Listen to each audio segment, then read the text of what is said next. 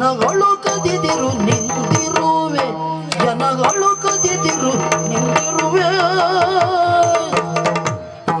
ಸಲುವ ನೋವನು ನಿನ್ನ ನಡೆ ಚಲದಿಂದೊಳೆಯುವೆ ಚಿನ್ನ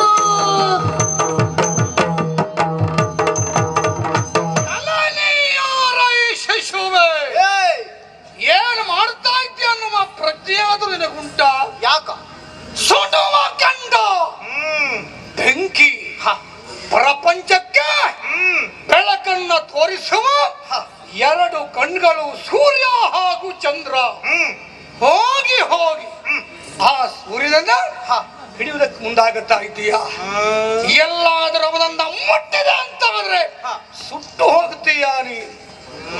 ಇನ್ನು ನಿನ್ನ ಉಜ್ವಲವಾದಂತ ಭವಿಷ್ಯ ರೂಪುಗೊಳ್ಳಬೇಕು, ಗುರಿ ಮುಟ್ಟಬೇಕು. ಹೀಗೆಲ್ಲ ಇರುವಾಗ ಇದೆಲ್ಲ ಬೇಕೇನೋ ಮಗು? ಏನು ಮಾಡ್ತಾ ಇದ್ದೀಯ ಅನ್ನುವಂತ ಪ್ರಜ್ಞೆ ಆದ್ರೂ ನಿನಗುಂಟೇನೋ? ಬೇಡವಪ್ಪ, ಇಂತಹ ಮಹತ್ತರವಾದಂತ ಕಾರ್ಯಕ್ಕೆ ಮುಂದಾಗಬೇಡ. ನಮಗೆ ಅವ ಸರಿ ಸಮ, ನಾವು ಹೋಗಿ ಅವನನ್ನು ಮುಟ್ಟಬೇಕು, ಅಲ್ಲ ತಟ್ಟಬೇಕು.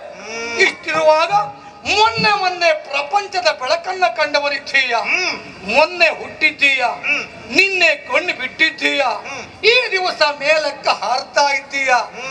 ಒಂದು ಕೆನೆಯಲ್ಲ ಹಾಲು, ಇನ್ನೊಂದು ಕೆನೆಯಲ್ಲಿ ನೆತ್ತರ ಅನ್ನುವುದು ಕಾಣುತ್ತಾ ಇದೆ. ಹಾಲು ಗಲ್ಲದ ಹಸುಳೆ ನೀನು ಮಗು. ಹಾಗೆ ಮಾಡ್ಲಿಕ್ಕೆ ಮುಂದಾಗಬೇಡ. ಅಷ್ಟು ಮಾತ್ರ ಅಲ್ಲ, ನೀನ್ ಯಾರು, ನಿನ್ನ ಹೆಸರೇನು, ಅಪ್ಪ ಯಾರು, ಅಮ್ಮ ಯಾರು, ಹೀಗೆ ಮಾಡುವುದಕ್ಕೆ ಉದ್ದೇಶ ಏನು ಎಲ್ಲವನ್ನ ಹೇಳ್ತೀಯ? ಆರಾದರೆ ನಿನಗೇನು, ಆರಾದರೆ ನಿನಗೇನು?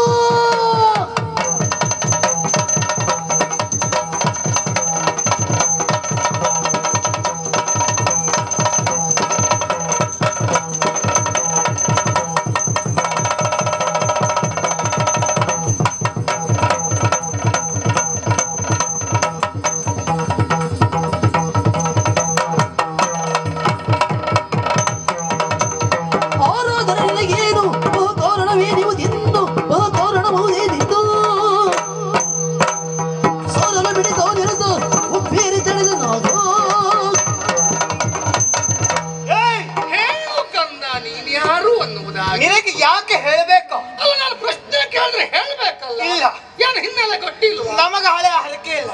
ಯಾರ್ಯಾರೋ ಬಂದು ಪ್ರಶ್ನೆ ಕೇಳಿದ ಮರುಗಳಿಗೆ ಅವರಿಗೆಲ್ಲ ಉತ್ತರ ಕೊಡ್ತೇವೆ ಅಂತ. ಮೊನ್ನೆ ಹುಟ್ಟಿದ್ರು ಎಷ್ಟು ಸೊಕ್ಕಪ್ಪ ನಿನಗೆ. ಹೌದಾ? ಜೋರಿದ್ದ ಹುಡುಗ. ಅದ ಹಾಗೆ ನಿನ್ನ ಸ್ವಭಾವ ಹೇಗಿರ್ತದೋ ಅದೇ ರೀತಿ ಅವ್ರು ಸಿಗ್ತಾರೆ ಅಂತ ಹೇಳಲಿಕ್ಕಾಗುವುದಿಲ್ಲ. ಕೆಲವರಿಗೆ ಮಾತಿನ ಪೆಟ್ಟು ಅಂತ ಉಂಟು, ಇನ್ನು ಕೆಲವರಿಗೆ ಹಾಗೆ ಇಲ್ಲಾಗುವುದು. ನಾವು ನಮ್ಮ ಎದುರಾಗಿ ಬಂದಿರುವಂತಹ ವ್ಯಕ್ತಿಯ ಮುಖವನ್ನ ನೋಡಿದ್ರೆ ಅರ್ಥ ಮಾಡಿಕೊಳ್ಳುವಂತ ಸಾಮರ್ಥ್ಯ ಇದ್ದವರು, ಅವ್ರು ಯಾವ ಸ್ವಭಾವ ಹೊಂದಿದವರು, ಅವ್ರಿಗೆ ಯಾವ ರೀತಿ ಉತ್ತರ ಕೊಡಬೇಕು ಇದೆಲ್ಲ ತಿಳಿದವರು. ಇಲ್ಲಿಯೂ ಹಾಗೆ ನಿನಗೆ ಈ ರೀತಿಯ ಉತ್ತರವನ್ನೇ ಕೊಡ್ತಾ ಇದ್ದೇನೆ.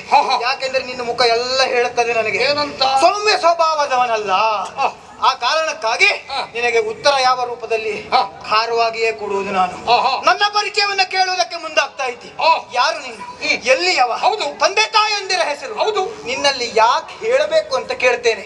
ಅಥವಾ ನನ್ನ ಪರಿಚಯವನ್ನಿಟ್ಟುಕೊಂಡು ನೀ ಏನು ಮಾಡ್ತಿ ಹೇಳುವುದು ಬೇಕಲ್ಲ. ಇನ್ನೊಂದು ಹೇಳ್ತೀಯಲ್ವಾ, ಏನು ಅದು?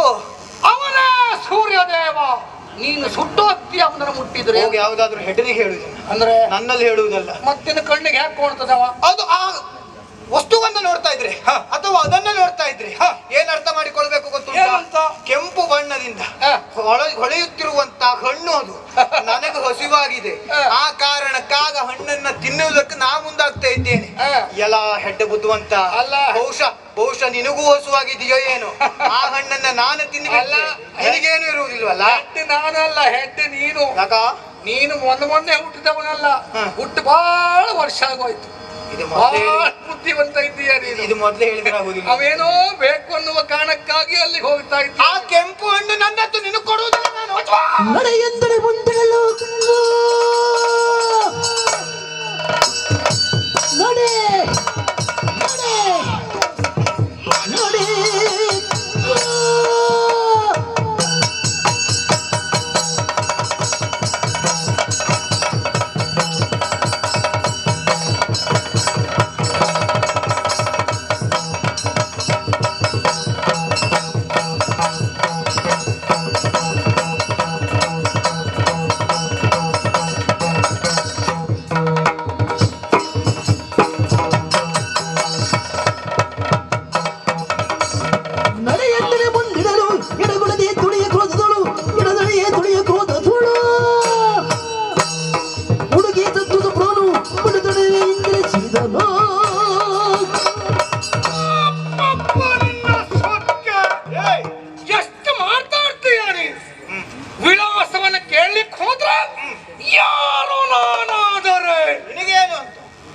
ಹೊಸತನ ಹೊರಹೊಮ್ಮುತ್ತಾ ಇದೆ ನಿನ್ನ ನಾಲಿಗೆಯಿಂದ. ಆದ್ರೆ ನನ್ನನ್ನೇ ಯಾರಾದರೆ ನೀ ಯಾರಾದರೆ ಅನ್ನುವ ಪ್ರಶ್ನೆ ಮಾಡ್ತಾ ಇದ್ಯಾ? ಗ್ರಹಗಳಲ್ಲಿಯೇ ನಾನೊಬ್ಬ ರಾಹು.